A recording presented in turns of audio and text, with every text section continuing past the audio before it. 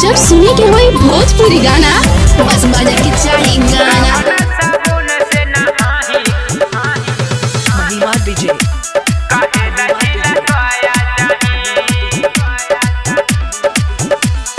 कावना रे कावना साबुन से नहाही काहे लजीला गया जाही गे काहे लजीला गया जाही।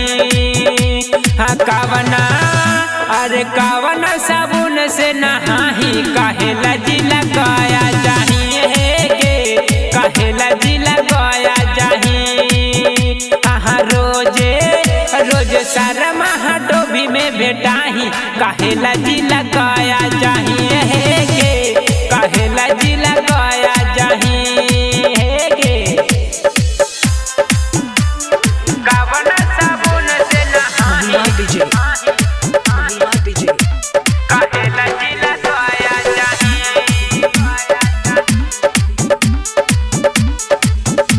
घुमेलू कमर लचका के की ओढ़नी उड़ा के गोरी हो रामपुर में होते भोरे है भोर जाही वहाँ के छोला खाही गोरी हो कर मौनी में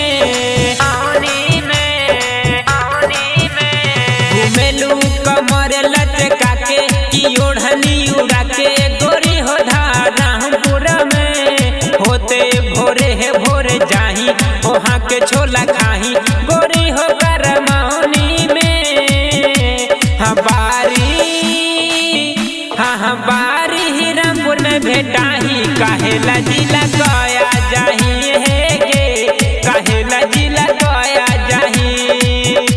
हाँ कावना अरे कावना साबुन से नहाही काहे लजीला गया जाही गे काहे लजीला गया जाही।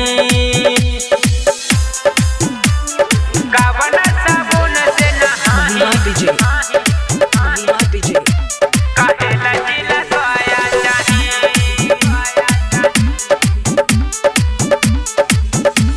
घुमामा हाँ ही लाभर की पूरा हक खबर कि गौआ बाजार में जाही सिर घाटी ही गोरी की बिना चुप चोरी धर ले तो अखबार में।